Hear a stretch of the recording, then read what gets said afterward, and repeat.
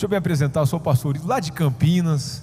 Nós falamos Porta, a gente tem um sotaque maravilhoso, cidade maravilhosa. Se você passar por Campinas e quiser me amar ou quiser tomar um café comigo, seja muito bem-vindo. Nós amamos café. É fácil agradar um pastor. Café e água com limão, está tudo certo. Tem aqui, eu deixei onde passamos a tarde no Luca Café ali, um café maravilhoso. Deus é bom. E trouxemos um abraço à nossa igreja, fundamos essa igreja tem 9 meses, Deus tem feito maravilhas, muito bom. Nós temos servido jovens ao redor do mundo aí, servindo a igreja já há quase 20 anos, trabalhando com jovens, então já dirigi aquela coisa toda, e nós amamos Jesus. Quero pôr uma foto da minha família aqui, apresentar a minha família. Vou começar pelo menor até o maior, né? Ali é o Theo, tem 11 meses, talvez ele seja o Messi do futuro. Nós amamos futebol, quem sabe, né? E ali está a Lara. A Lara, se você tem filha e está comigo nisso, a Lara vai participar do primeiro convento cristão da história da humanidade, porque nós casamos as filhas dos outros, mas as nossas a gente não quer casar, né? Mas talvez isso é uma mentira tão grande, porque nós amamos tanto a nossa filha que é capaz de eu pedir o cara em namoro por ela, né? O pai, aquele bobão, a filha vem, passa a mão na cabeça, ai papai, e a gente vai lá e derrete todo, dá tudo que ela quer, né? Então é a Lara, e ali é o meu milagre, dona Tatiana, a melhor parte da casa está ali. Você vê como que Deus, se você um dia desconfiar de milagres, pega essa foto. Meu cabelo, eu não sou careca não, gente, meu cabelo cresce, mas ele é ruim, então ele não molha. Então, cabelo ruim, meus filhos tudo de cabelo liso. Minha mulher, orei quase 3 anos para casar com ela, casei com ela, quem manda ela não orar, né? Então casei com ela, orei bastante, são 16 anos de casado agora, oro todo dia para Deus nunca abrir os olhos dela para ver com quem ela casou. Então, hashtag segue a dica, ela devia ter orado, né? E você que está solteiro rindo de mim, eu casei, você precisa orar e casar, viu? E aí assim vai, eu já tenho uma cantada, eu contei isso no acampamento. Você quer um conselho? Eu estou fora do mercado já tem quase 20 anos, né? Então eu continuo, mas deu certo. Você olha para alguém que você não conhece, eu estou lendo a Bíblia, o livro de números, descobri que eu não tenho seu número, você não pode passar para mim? Vai dar certo, não dá certo? Então a gente mudou tanto, que antigamente eu tinha um hábito, eu não sou um cara tecnológico. Eu gosto da Bíblia de papel, eu gosto de tudo em papel. Escrevo ainda em rascunho. Tenho tudo a tecnologia, mas não uso, porque eu não sou habilidoso com ela. E nem sei por que eu estou falando isso, mas tudo bem. Já entrei nesse assunto, agora vai. Então, toda essa questão, mas deu certo, casei. Agora, você que não é tecnológico, você pega o telefone, faz alguma carta, dá um jeito. Você vai lá fora, pega o telefone, dá um jeito. Eu lembro que minha esposa, gente, eu atravessava a cidade para levar um suco para ela. O que você veio falar aqui? Só vim trazer um suco, estava pensando, passando por aqui. Eu morava num bairro chamado Dique, distância incalculável do centro. Então, eu saía de lá e levava o suco para ela, mas casei. Então eu também aceito currículo, tem algumas irmãs lá em Campinas que precisam casar, então nós fizemos intercâmbio, e alguns irmãos. Dá tudo certo, meus irmãos. Aí só tem que acertar depois com os pastores aí, para onde vai. Se fica em Curitiba ou vai para Campinas. Então a gente ora, brincadeira à parte, mas um privilégio estar aqui, um privilégio estar com vocês são uma referência para nós, essa igreja, essa casa, os pastores, todos os amigos, eu falo que é uma extensão da minha casa. Vocês têm servido a gente, vocês não têm ideia como vocês são uma expressão de amor pelo Brasil, e como esses pastores me ajudaram a implantar a igreja, me dão conselhos, materiais. Então a gente segue um modelo, vem para cá para aprender, para aplicar lá na cidade de Campinas. Obrigado, e eu acho que você merece uma salva de palmas, porque você é um exemplo. Glória a Deus pela sua vida, para esses pastores queridos. Você tem um privilégio desse time pastoral maravilhoso, essa equipe maravilhosa. Deus é bom. Abra comigo Atos capítulo 19. O tema da mensagem hoje à noite é posicionamento. Precisamos aprender a se posicionar, e eu queria indicar um livro para você, que precisa ser um livro de cabeceira, além de vários livros que eu gosto. Um deles que a gente precisa reler, é um livro antigo, mas é A Luz da Bíblia, Religiões, Seitas e Heresias. É um livro que a gente precisa sempre estar relendo, é A Luz da Bíblia, Religiões, Seitas e Heresias. Por que esse livro? Porque hoje, meus irmãos, A Bíblia é a palavra de Deus, mas é a mãe das heresias. Muita gente pincela a Bíblia e faz fundamentos só com uma parte da Bíblia, e nós precisamos hoje saber defender a nossa fé, aprender a defender aquilo que nós acreditamos, porque senão a gente vai ser levado por uma mentira na sociedade, por um engano, e nós não vamos saber defender aquilo que nós acreditamos. Todo dia eu e você somos bombardeados por tanta informação na cultura, na sociedade, e se nós não tivermos de vista a forma de se posicionar corretamente, a gente vai usar aquelas frases que a gente escuta de clichê. O que tem? Nada a ver, Deus é amor. E eu falo que essas placas vão estar lá no inferno. O que tem? Nada a ver, Deus é amor. O que tem? Nada a ver.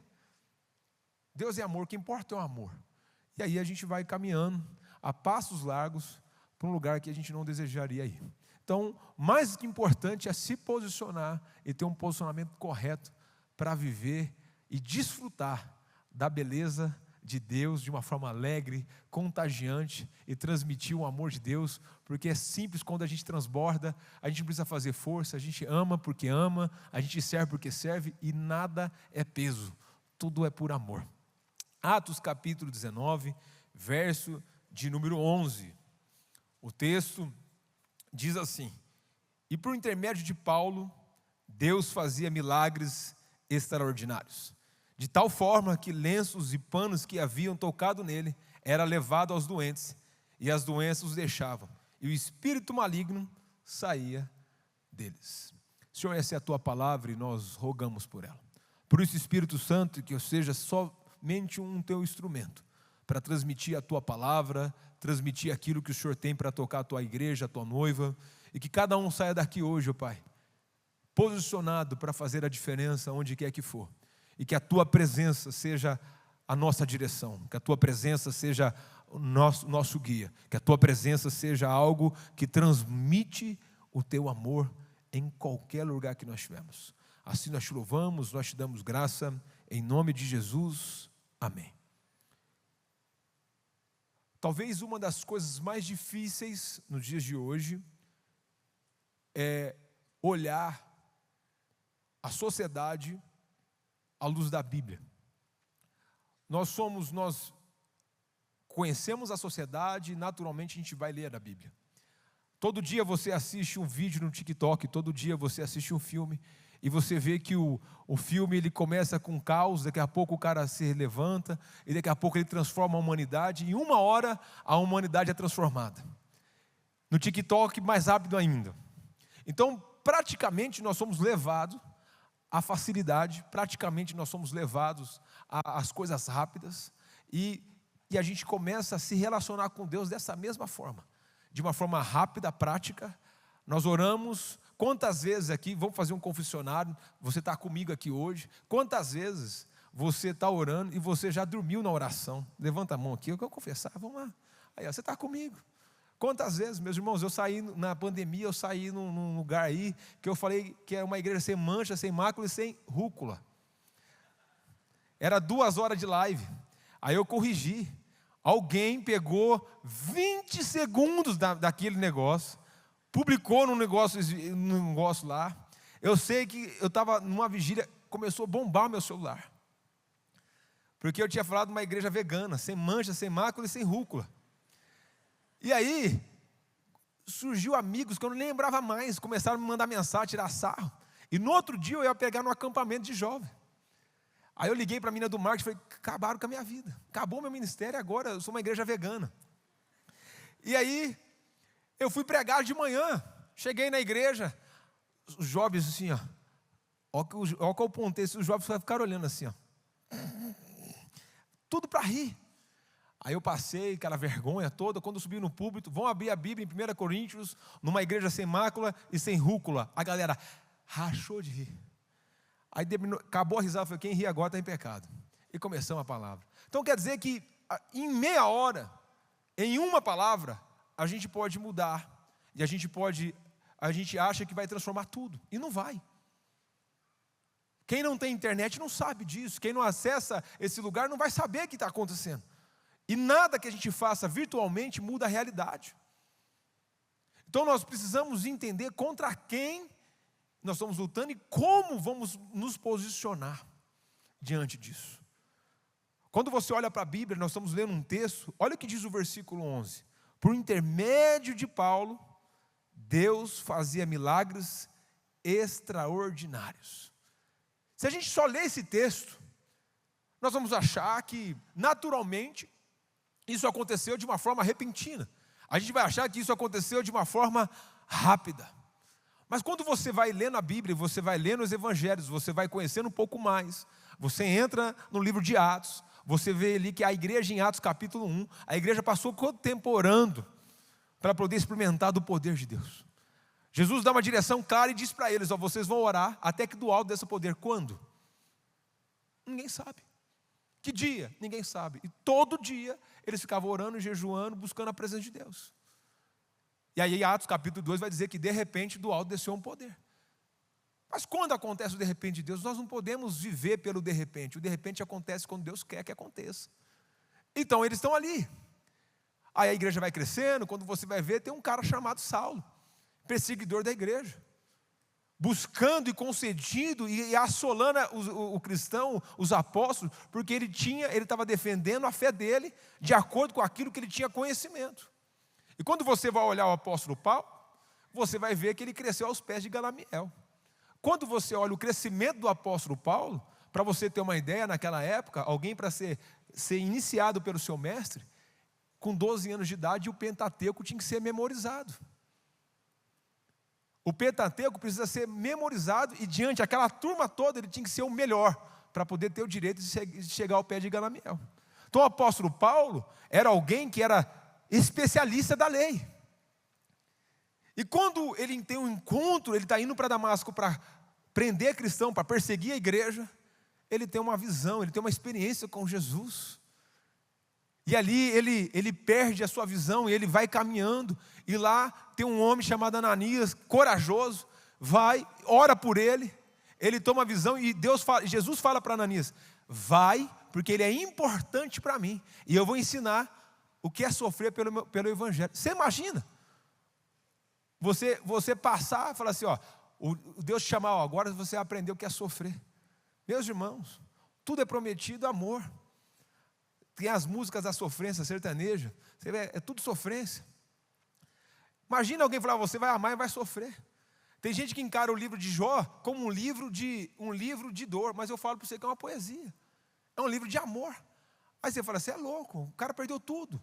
Mas quando você vê o final de Jó, a frase de Jó é essa: antes eu te conhecia só de ouvir falar, agora os meus olhos te veem. Jó entrou num amor que quando mais fiel ele é, mais Deus dá. Ele passa por um sofrimento que ele não entende. Quando ele questiona Jesus, quando ele questiona Deus, Deus nunca respondeu os questionamentos dele. E lá na frente ele fala, antes eu te conhecia de ouvir falar. Agora Jó consegue perceber Deus em tudo. Houve um preço a ser pago.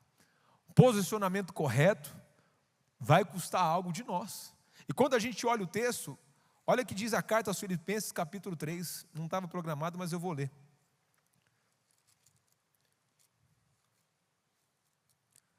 Filipenses capítulo 3, versículo 4. Se bem que eu poderia até mesmo confiar na carne. Se alguém pensa que pode confiar na carne, muito mais eu. Circuncidado ao 8º dia, da descendência de Israel, da tribo de Benjamim, hebreu de hebreu, quanto à lei fui fariseu, e quanto ao zelo persegui a igreja. E quanto à justiça na lei, eu era irrepreensível. Mas o que para mim era lucro, passei a considerar como perda, por amor a Cristo. O apóstolo Paulo podia bater no peito e cantar a música do Roberto Carlos, esse cara sou eu. Esse cara sou eu. Mas o dia que Cristo entrou na vida dele, ele considerou isso como o quê? Perda. E aqui está um primeiro princípio para nós, nessa noite. Tudo o que nós somos, perto de Cristo, é considerado a nada. Se Cristo não é a razão e a motivação para a gente fazer qualquer coisa, Paulo vai responder isso em 1 Coríntios capítulo 3. ainda que você dê todos os bens aos pobres, ainda que você faça tudo, mas se não for por amor a Jesus, não tem serventia alguma. Então aqui está um princípio para nós. O apóstolo Paulo teve que renunciar a tudo o que ele era. O apóstolo Paulo teve que passar pelo processo para chegar onde ele chegou. E agora ele está chegando em Éfeso, numa cidade totalmente pagã, onde a cultura era elevada, a idolatria era alta, tinha o templo da deusa, tinha a promiscuidade, e tinha uma biblioteca que era motivo de orgulho. E ao tempo de que a biblioteca era tão motivo de orgulho, na Grécia, que os homens iam para a biblioteca, meus irmãos. E eles iam estudar a palavra, iam ler a biblioteca lá, ler o que eles tinham para ler, só que tinha um túnel subterrâneo, que eles passavam e iam para o prostíbulo da época. Você imagina a imoralidade daquela cidade. Então ela era pagã, ela idólatra e ela era imoral. Quando a gente olha para a sociedade, ela é pagã, ela é idólatra e ela é imoral. Não mudou. Você quer conhecer uma cultura? Vai dizer um filósofo, escuta a música mais tocada na sociedade e veja a cultura. Não preciso te dizer o que é tocado, você sabe, vai lá no top 5. Olha a arte. Lembro, eu estava lendo sobre arte moderna, um cara chegou, você olha, o cara cabe um vaso sanitário, e aí ele fica olhando, a arte está aqui. Aí um cara, para provocar, na França, sabe o que ele fez? Ele tirou o óculos e colocou no canto da sala. Parou e ficou olhando. Daqui a pouco tinha um aglomerado de gente olhando. Nossa, que beleza, o óculos.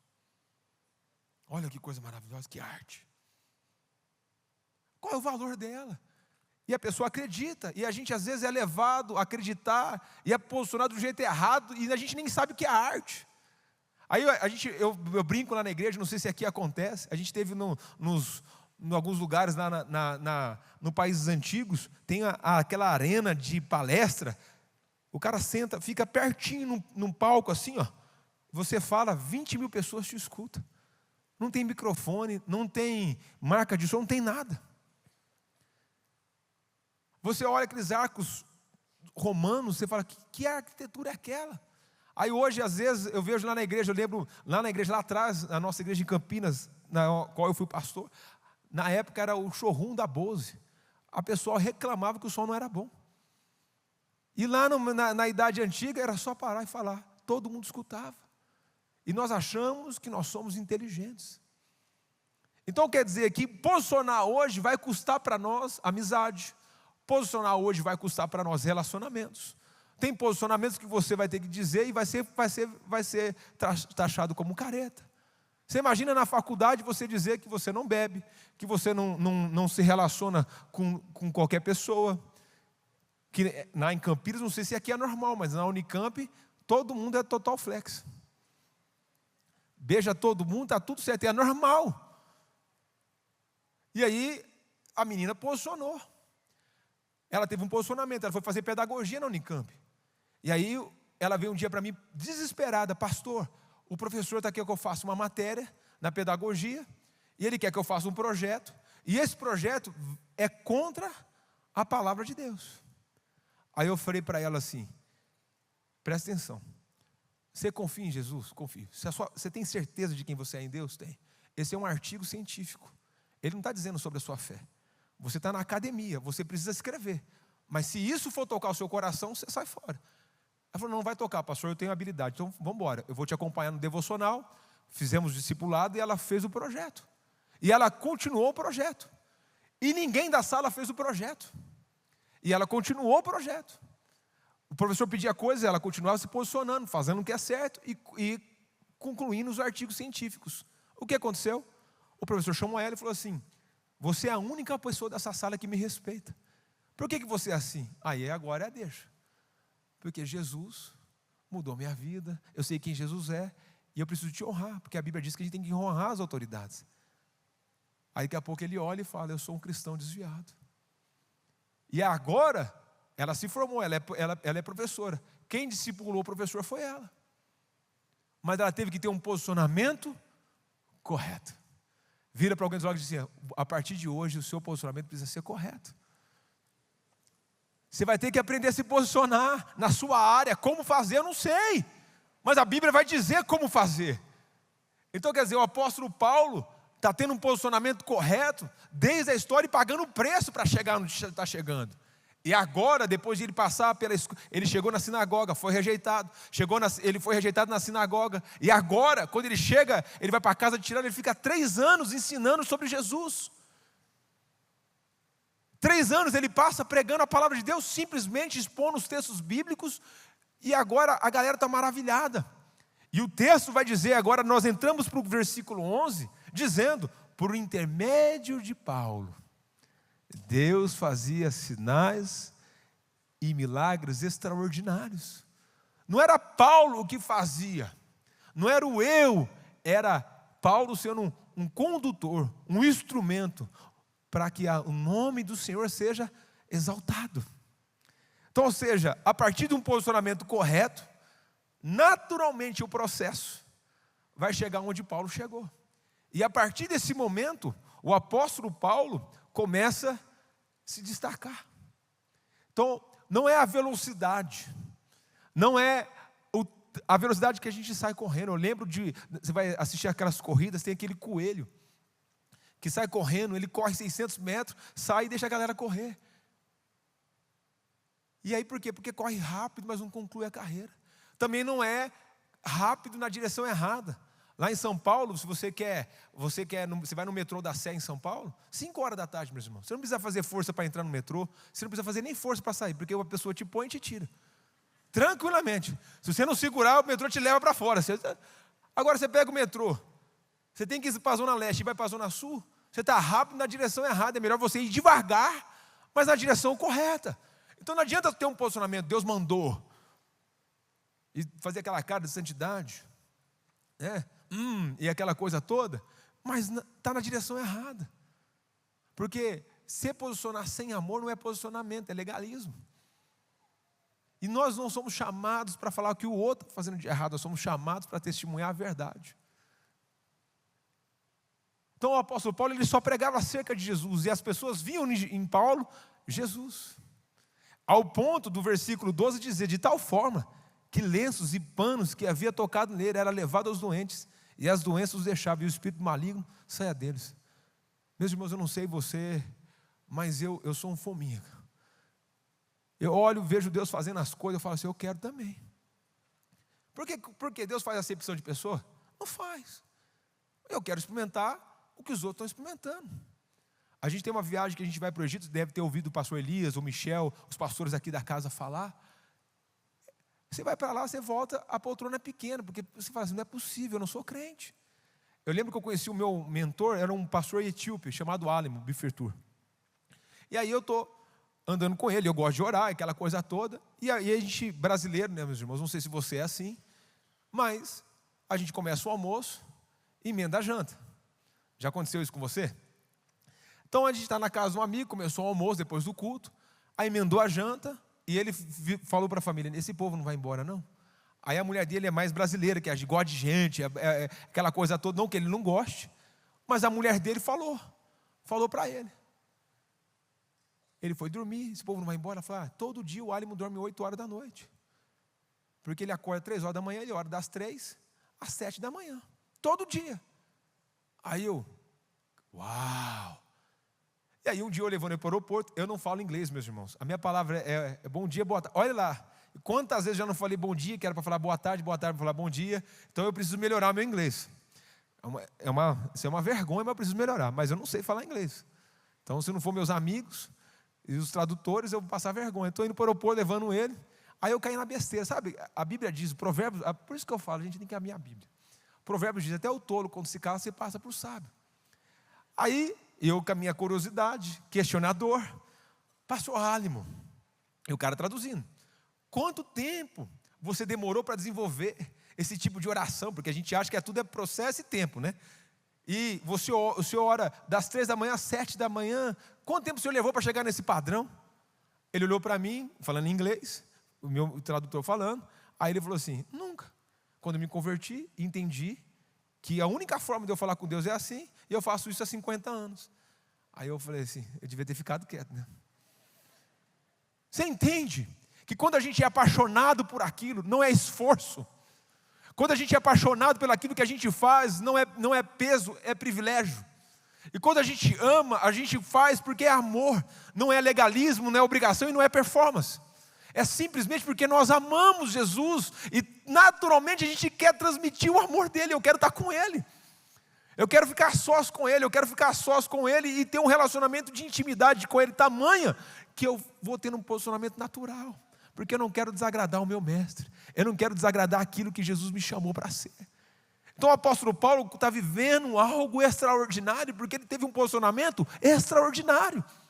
O apóstolo Paulo está tendo uma visitação extraordinária, porque naturalmente ele experimentou o extraordinário.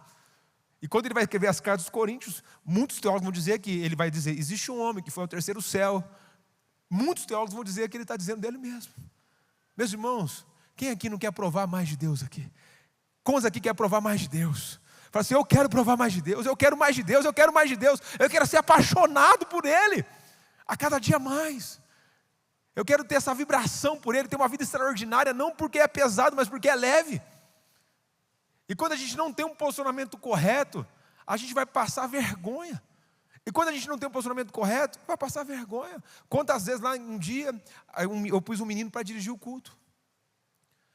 Confiando no menino, entrou um visitante na igreja. O menino olhou assim, um dia ele me chamou, pastor, eu estive na sua igreja, fiz uma visita. Por que aquele menino está no púlpito? Porque o testemunho dele lá não é bom, não. O posicionamento dele na sociedade não é correto, não. Quando ele joga bola, ele não é correto, não. Quando ele namora, ele não é correto, não. Quando ele está no WhatsApp, ele não é correto, não.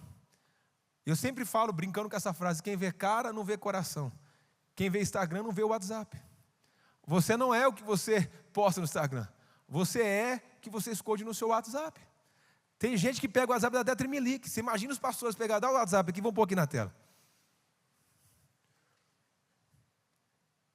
Não é verdade? Quem vê cara não vê coração. Quem vê Instagram não olha o WhatsApp. Tem gente que tem até ataque cardíaco se pega o celular dele. É verdade, meus irmãos. Então a gente tem que tomar cuidado desse posicionamento. Deus olha as pequenas coisas. A maior testemunha de tudo que você faz é o Espírito Santo do seu lado. E o apóstolo Paulo fala, não apaguei o Espírito que há em vós. A sua responsabilidade é manter o Espírito aceso. A sua responsabilidade é manter um relacionamento com Ele. A água, todo mundo é convidado a ir, mas a profundidade você escolhe. A profundidade é contigo. Ou você vai viver uma vida extraordinária, de celebração e curtição, não porque está tudo bem, ou você vai viver uma vida sempre, Deus, o que você pode fazer por mim? Ou então, é aquela famoso crente 6 horas. Vocês oram por mim, vocês oram por mim, o que Deus pode fazer por mim? A pergunta para nós, nessa noite, é o que nós podemos fazer por Deus? Porque Deus já fez tudo na cruz, o que Deus pode fazer por mim? Que eu posso fazer por Deus? O que eu posso ser o instrumento na mão de Deus, aonde? Como que Deus pode me usar? Como Deus pode usar os meus dons e talentos? Como Deus pode usar aquilo que Deus me deu?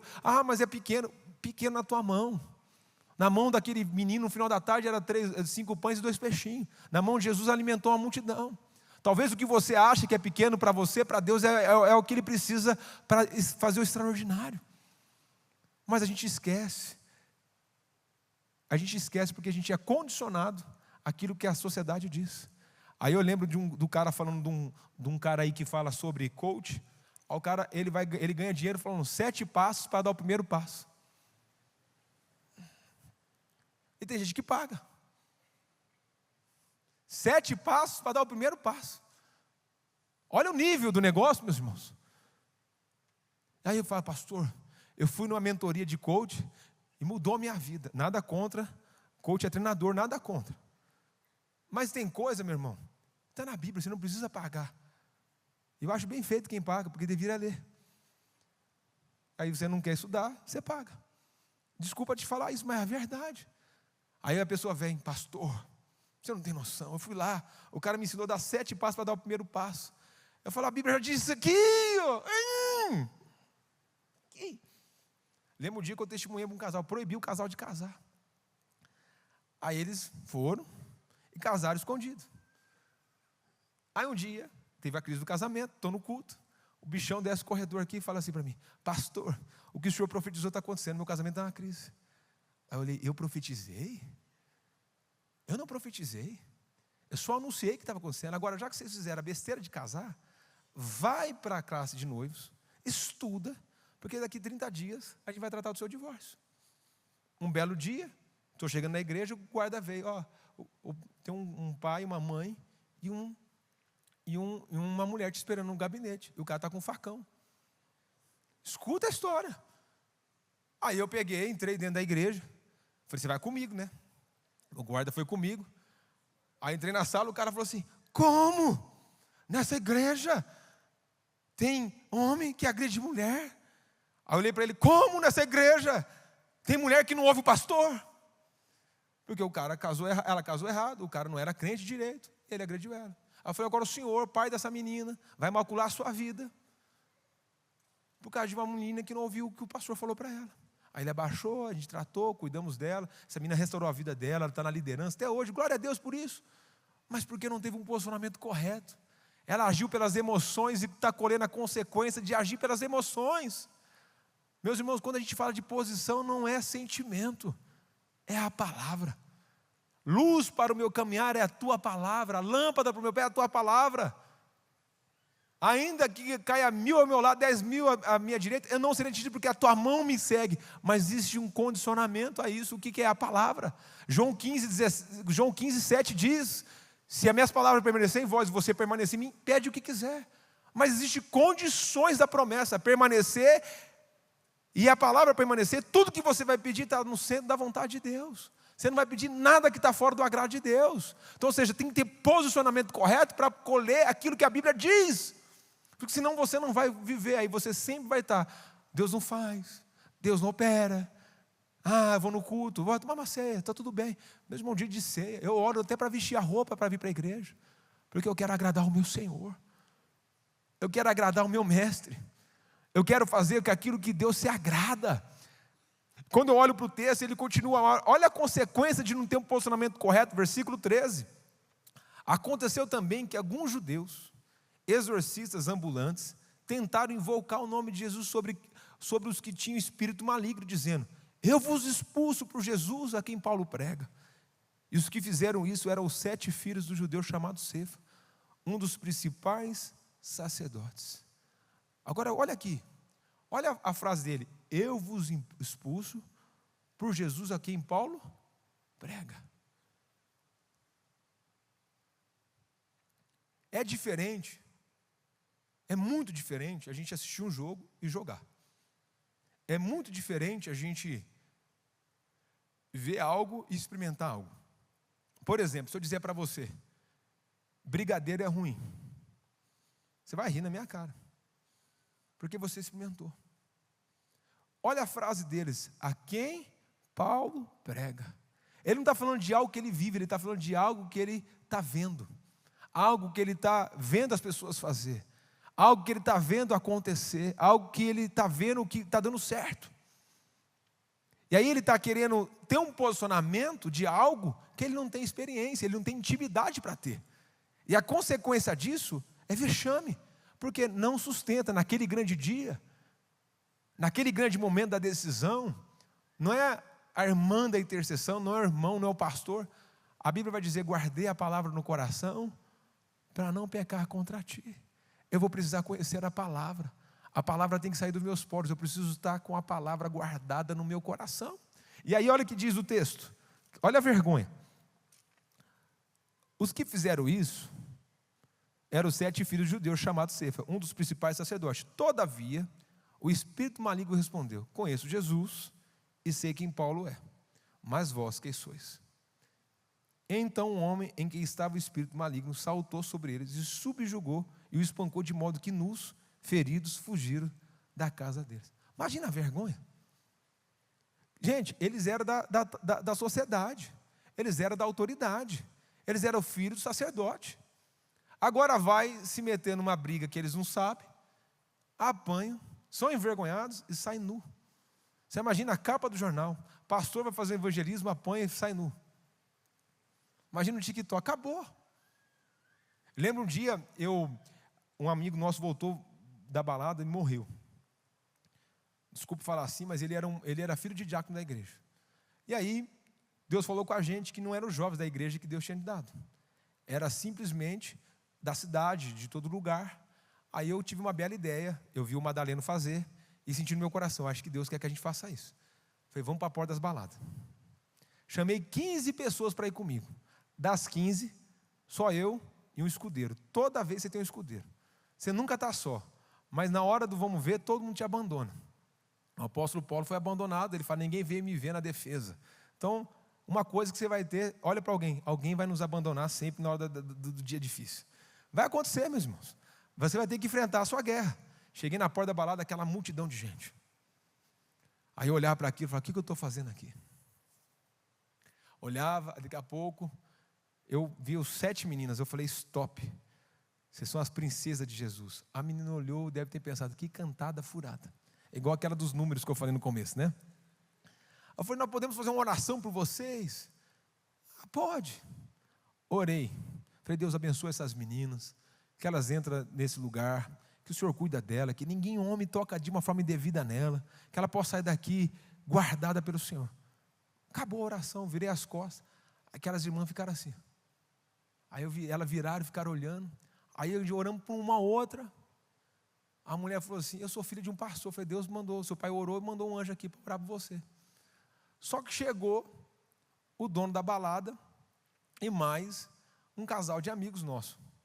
Eu não conhecia o dono, conhecia o casal. A menina veio, topetudo e falou para mim assim, a sua mulher sabe que você está aqui? Aí eu olhei para ela e falei, o seu pastor sabe que você está aqui? Aí ela ficou olhando, o dono da balada, você não quer entrar não? Eu falei, não, aqui está bom, não vamos passar daqui não. Aqui é meu limite. Moral da história. Aquele dia a gente orou por mais de 200 pessoas. O que teve de gente que foi embora, eu dei um prejuízo para ele naquela noite. Mas depois a gente ganhou ele para Jesus, batizamos ele.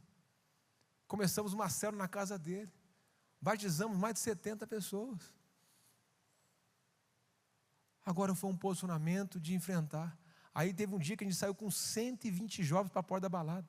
Meus irmãos, em Campinas, ninguém ia mais para a balada. Eles podiam ir para outra cidade, porque a gente encontrava. Tinha gente que se escondia dentro do carro, eu bati no vidro. Tac, tac, tac.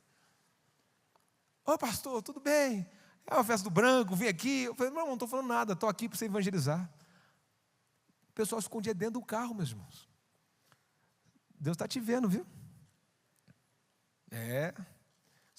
Só em Campinas acontece, aqui não acontece nada disso, né? Amém. Mas o que eu quero dizer é que eles passaram vergonha. Por que passaram vergonha? Porque não souberam se posicionar. Não entenderam o que Paulo estava pregando. Mas deixa eu falar algo para você. Você acha que o nome de Jesus pode ser envergonhado? A gente às vezes eu preciso me defender. Tem os legalistas que vai para a internet e fala mal de igreja, fala mal de irmão e querer apontar, meus irmãos, Jesus diz, eu não vim para julgar, eu vim para salvar. Nós não precisamos defender a igreja. Moisés ouve de Deus, eu sou o que sou. Eles passaram a vergonha, mas olha que diz o versículo 17. E esse episódio se tornou tão conhecido por todos os que moravam em Éfeso, tanto os judeus quanto os gregos, e todos se encheram de temor. E o nome do Senhor Jesus era engrandecido. Ninguém pode diminuir o nome de Jesus, ninguém pode diminuir quem Jesus é. Simplesmente o nosso nome pode ser envergonhado. Simplesmente a nossa autoridade pode ser abalada, mas a autoridade de Jesus não. Então, ou seja, Jesus não foi abalado. Quem foi abalado foram eles. Então, ou seja, meu irmão, minha irmã, a partir do momento de um posicionamento correto, tem um posicionamento como Paulo teve. E não tem o seu nome abalado. Mas quando falarem do seu nome, as pessoas olharem para você, esse meu irmão, essa minha irmã, transpira Jesus. Esse meu irmão, essa minha irmã, eu olho para eles e eu vejo Jesus. Por isso que eu falo para você, eu não sei se você precisa perdoar alguém, você precisa liberar aquilo, a Bíblia diz, se você não perdoar, Deus também não te perdoa. E à medida que você medir as pessoas, Deus também vai te medir. Perdão é um mandamento de Deus. Como eu posso dizer que eu amo a Deus, a qual eu não vejo e não amo o meu próximo? Está certo que tem gente que machuca a gente, fere a gente, Mas isso a luta não é para mostrar o quanto a luta não é para nos matar, a luta é para mostrar o quanto nós amamos a Deus. E toda vez que a gente reprova isso, mostra porque a gente não está disposto a perdoar a toda e qualquer circunstância. Toda e qualquer circunstância, não importa. Perdão é um mandamento de Deus, você precisa aprender a perdoar, e não é sentimento, é uma decisão. Eu tenho um menino lá na igreja, Marcelo, o filho dele foi assassinado por uma correntinha, saindo da faculdade. Ele é ministro de louvor. E quando o jornal chegou perto dele, falou para ele: o que você faria com o assassino do seu filho? Ele encontrou o assassino do filho. Ele falou: Deus me deu 2 mãos para adorar, eu decido perdoar. Não significa que foi rápido, não significa que não teve sentimento. E no dia do julgamento ele entrou numa sala errada, ele ficou no lugar onde o preso chegava. Ele deu de frente com o assassino do filho dele. Quando ele viu, ele olhou, ele pensou tantas coisas na cabeça dele, mas ele manteve a postura. E ele disse: ó, você sabe quem eu sou? Eu sou pai do menino que você assassinou. O cara começou a gritar: guarda, guarda, guarda. Ele falou: não, fique em paz, fique em paz. Eu vim aqui, e Deus me colocou aqui para te encontrar talvez. Eu não queria te encontrar, para te abraçar e dizer: você está perdoado. Não há nada que não possa ser perdoado. Não significa que isso não fere o coração, que não fere aquilo que a pessoa fez contra nós, mas significa que aquilo que está em nós é muito maior de qualquer ofensa, de qualquer calúnia, de qualquer difamação. Porque nós temos um Deus que trabalha, que é infinito, que é grande, que é superior a qualquer sentimento que nós venhamos a ter. Mas isso é um posicionamento correto, o posicionamento da graça, o posicionamento do perdão. E naturalmente as pessoas vão olhar: cara, esse cara não é normal. Essa pessoa não é normal porque ele está sempre sorrindo, ele está sempre alegre, no meio das lutas, ele está cantando, está chorando, está se alegrando. Eu lembro, esses dias nós fizemos um evento na praça, e eu descobri uma semana antes que nós não tínhamos som. Era 1 tonelada de som. E aquela correria para fazer as coisas. O meu amigo intercessor falou para mim assim: cara, você é engraçado, você está no meio do caos e você está rindo. Eu falei: vou fazer o quê? Eu vou chorar. Nós precisamos celebrar a vida. Isso é porque nós temos aquilo que é maior, está em nós. Aquilo que Deus colocou em nós é Jesus, e nós carregamos a verdade, e nada detém a verdade. Então nós transbordamos pela verdade, e o texto continua. Olha o versículo 18. E muitos do que havia crido, confessando e admitindo em público as suas práticas, também muitos dos que praticavam artes e magias, ajuntaram os seus livros e queimaram na presença de todos, calculando o valor, e estimava que chegava a 50.000 moedas de prata. Publicamente eles confessaram, publicamente eles entregaram, eles renunciaram tudo, atualizando esse dinheiro, é praticamente 7 milhões de reais de livro queimado em praça pública. Algo extraordinário, uma renúncia extraordinária. Grandes experiências requer grandes sacrifícios, e nós precisamos entender esse amor, e eles entenderam o verdadeiro amor. Não é aquela música que eu encontrei meu tesouro, eu encontrei meu bem mais precioso. Eu encontrei aquilo que é precioso, eu encontrei aquilo que é maravilhoso. E olha o que diz o texto, versículo 20, para a gente concluir. Assim a palavra do Senhor crescia e prevalecia com poder. Assim a palavra de Deus permanecia, que crescia com poder. Você carrega a mensagem de salvação. Você carrega o Senhor. Aonde você chega, o Senhor chega. A mesa da sua casa é o lugar de cura. Cura para a sua família, cura para casais, cura para os vizinhos, cura para os parentes.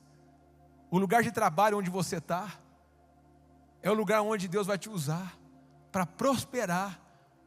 Mas mais que prosperar, é transmitir a presença de Jesus. O lugar que você estuda, onde você vai se formar academicamente, para você ter um futuro lindo e brilhante. Você vai crescer na ciência, você vai crescer no conhecimento. Mas como Daniel, a sabedoria vem do alto. E aí você vai ser um instrumento de Deus no campo da universidade. Aonde você chegar, a rota vai continuar, o seu campo de lentilha vai estar ali, você tem que batalhar por ele. Sabe quando a sua luta vai acabar? Sabe quanto? Põe a mão aqui, ó, no nariz, quando você parar de respirar. Enquanto a gente viver, a gente vai ter que combater o bom combate. Mas isso não significa que eu não posso celebrar as pequenas coisas. Isso não significa que eu não posso parar um dia para celebrar a vida. Isso não significa que eu não posso celebrar as lutas. Eu não posso deixar de celebrar aquilo que Deus ainda vai fazer. Você imagina Noé, receber uma palavra, vai construir uma arca, vai chover, 40 graus. Noé, vamos para a praia. Vou construir a arca. E Noé curtindo com os filhos. Olha lá o louco Noé. Noé, feriado prolongado, vamos curtir. Não, vou curtir aqui. Se quiser aqui, eu vou construir uma arca, vai chover, fazer um churrasquinho perto da arca. Meus irmãos, Noé só foi louco até o dia que choveu. O dia que choveu, Noé era o homem mais tecnológico da história. Pode parecer loucura ter posicionamentos corretos, pode ser loucura guardar a santidade. Menina, deixa eu dizer algo para você. Você é a imagem e semelhança de Deus. Você é a menina dos olhos de Deus. Se um homem não quer te respeitar, não namore com ele. Se um homem não quer esperar até o dia do casamento, não namore com ele. E qualquer menina que for namorar, antes de começar a namorar, eu quero que você conheça o meu pastor. Porque quem anda pela luz não tem vergonha de conversar com o pastor. E você está debaixo de uma tutela. Porque homem que é homem se posiciona. Homem que é homem honra a esposa. Homem que é homem honra a namorada. Homem que é homem honra a sua palavra. Porque é um princípio. E naturalmente você vai ter uma família que vai glorificar a Deus. Porque família é e sempre será um projeto de Deus. Você que está casado, recém-casado, já passou um tempo do casamento, cultive o seu casamento. Pare para celebrar. A sua família glorifica a Deus. O seu casamento glorifica a Deus. E eu descobri, fazendo tantos casamentos, que a maior perfeição do casamento é a imperfeição dele. Mas no final eu decido amar. No final eu prefiro ser feliz do que ter razão. No final eu prefiro olhar para minha mulher e todo dia dizer para ela o quanto ela é importante para mim. E como eu encontrei um favor de Deus na minha vida. Valorize a sua casa. Valorize os seus. Valorize aquilo que Deus te deu. E o lugar que talvez foi motivo de vergonha vai ser um motivo de glória. O lugar que foi motivo de derrota vai ser motivo de testemunho. O lugar que talvez você mais sofreu vai ser um lugar que você vai testemunhar a vitória, vai testemunhar o que Deus fez e como você superou na presença de Jesus. Transborde por amor de Jesus. Transborde pela presença. Quero convidar você a ficar de pé. Esses dias nesse evento que nós fizemos, correria, aquela loucura toda, ativismo, sabe ativismo, aquele ativismo, e nós fazendo, pregando, só que algo dentro do meu coração, não estava contente. Tinha multidão, tinha gente, mas eu não estava contente, porque eu não tinha encontrado a Deus. Aí a Nívia Soares estava ministrando, eu estava no canto assim, perto da mesa de som. Ela desceu do palco e foi para o meio da multidão. Ela se perdeu no meio da multidão lá ministrando.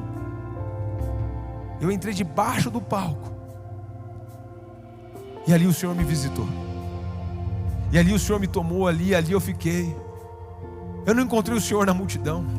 Eu não encontrei o Senhor com o microfone na mão. Eu não encontrei com o Senhor ministrando. Eu encontrei com o Senhor debaixo de uma mesa, onde ninguém me enxergava, era eu e Ele. Sabe, hoje Deus te chama para ter um posicionamento correto. É você e Ele. É você e Ele, no seu secreto. E você não precisa dizer para ninguém o que Deus fez lá. Assim como Moisés desceu do monte, o rosto brilhava. Ele não precisou dizer como o rosto brilhava. Ele simplesmente deixava Deus falar por ele. O amor transmitia pela voz. O amor transmitia pelo abraço. E o poder de Jesus estava ali. Hoje eu vim de Campinas, passando por aqui, vindo de Porto Alegre, para parar para dizer isso. Vai para o lugar do extraordinário. Vai para o lugar da celebração. Vai para o lugar do milagre, o lugar da presença. E lá na presença, Assim como o salmista diz, aquele que habita encontra o quê? Descanso. Ele encontra descanso, e a gente descansa no lugar de proteção. E no lugar de descanso e proteção, a gente encontra direção. A gente encontra palavras. Você não precisa de mais nada, de uma palavra. Senhor, qual é a palavra para o seu semestre? Qual é a palavra para o seu futuro? Qual é a palavra dos seus sonhos? Ei, tem gente que colocou sonhos na gaveta. Deus manda, tira de volta. Não enterre aquilo que Deus te deu. Não enterre aquilo que Deus te entregou. Esse sonho é para você. É único. E Deus quer usar ele para a manifestação da glória dele. Aonde você perdeu? Essa igreja de Éfeso, quando Paulo escreve a carta, ela é reconhecida pelo amor que ela tem. Mas quando João escreve Apocalipse, aquilo que era virtude virou um problema. Ele diz: aonde está o primeiro amor? Tinha ativismo, tinha tudo, mas faltava a qualidade do início, a motivação primária, o amor a Jesus. Talvez você está na jornada e hoje Deus quer te levar para um lugar mais profundo, esse lugar do amor. Começa a falar com Jesus agora. Feche os seus olhos, fala: Deus, eu quero voltar para este lugar de intimidade. Eu quero ter um posicionamento que agrada ao Senhor. Eu quero agradar ao Senhor. Eu quero agradar ao Senhor. Eu quero te experimentar como eu nunca te experimentei antes. As experiências do passado foram boas. Eu não anulo ela, porque eu trago na memória essas experiências. Mas, Senhor, eu quero experimentar do novo. O Senhor tem mais, o Senhor tem algo novo. O Senhor tem algo novo. O Senhor tem algo novo. Senhor, a minha casa, ela é a casa onde a Tua presença habita. A minha casa não é um lugar de tormento, é um lugar da Tua presença. A minha mesa é um lugar de cura. As pessoas que sentam na minha mesa vão ser curadas.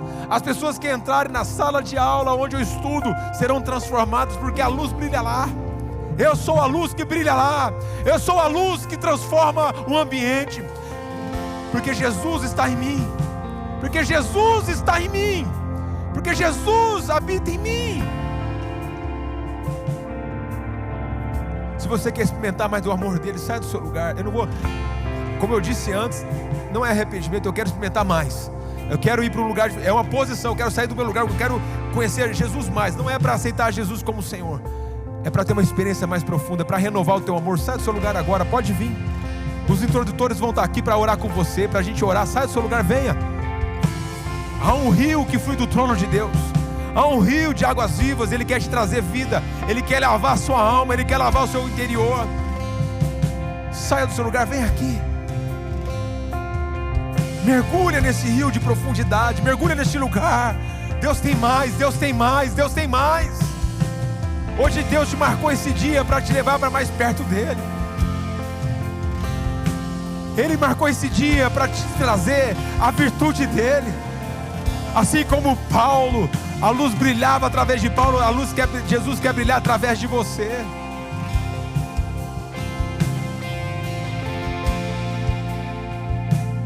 Hoje Jesus marcou este lugar como um lugar de posição para a vida ser extraordinária. Comece a falar com Ele. Você que ficou no lugar, ore a Jesus. Fala com Ele: Senhor, eu quero te conhecer mais. Senhor, eu quero ser usado mais. Senhor, eu coloco os meus dons, os meus talentos para te servir.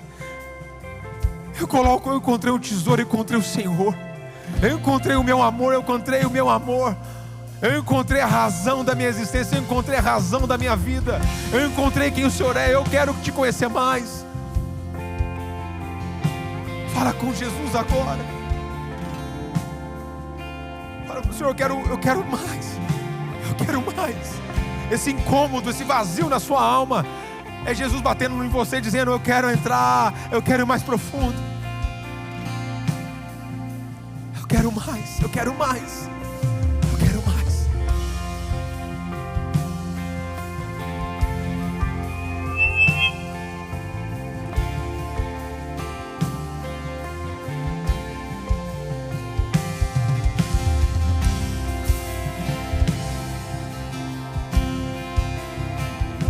Senhor Jesus,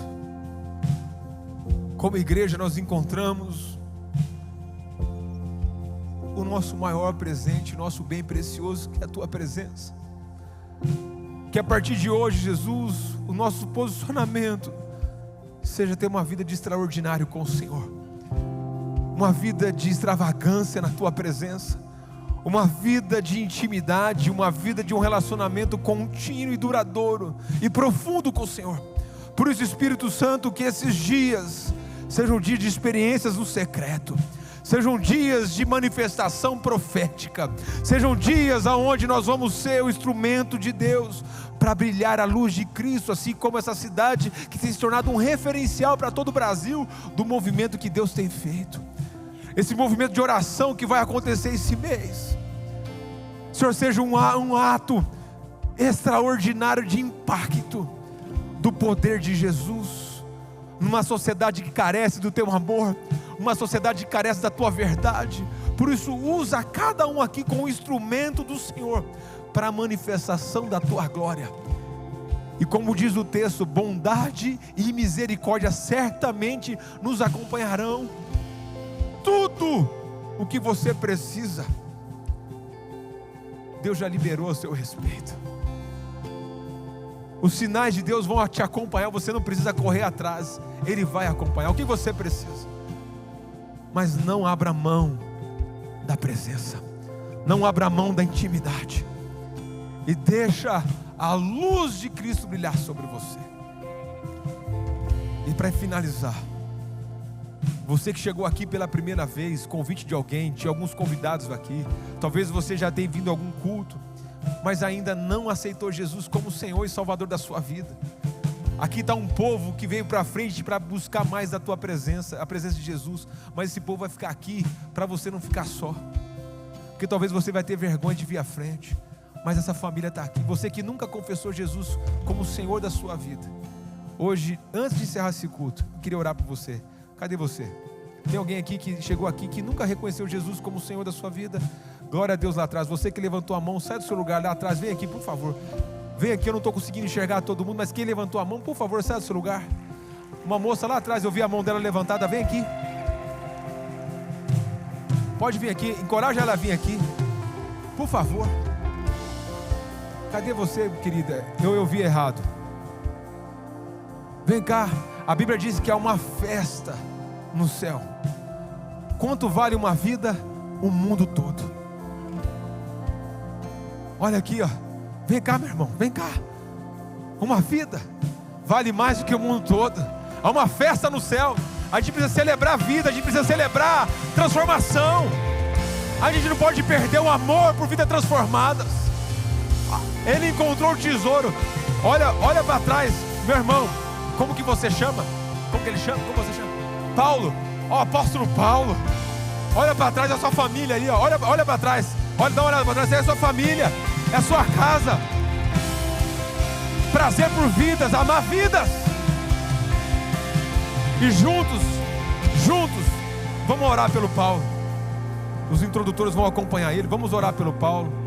Senhor, nós queremos orar pela vida do Paulo, que nessa noite entendeu quem Jesus é na vida dele, e ele reconhece Jesus como o Senhor e Salvador da sua vida, e que essa marca nessa noite seja um divisor de águas para a história dele, e que ele possa viver o extraordinário de Deus. Conta as orações pela vida do Paulo, e hoje as orações se tornaram realidade. Por isso, Senhor, seja com ele, e que ele possa manifestar o fruto desse dia marcado na sua história, de pertencer à família de Cristo. Assim nós te louvamos, nós te damos graça, em nome de Jesus, pela vida do Paulo. E você diga amém, aplauda Jesus. Deus te abençoe. Amém. Deus é bom, obrigado, meu amigo. Quem foi abençoado e desafiado a se posicionar essa noite?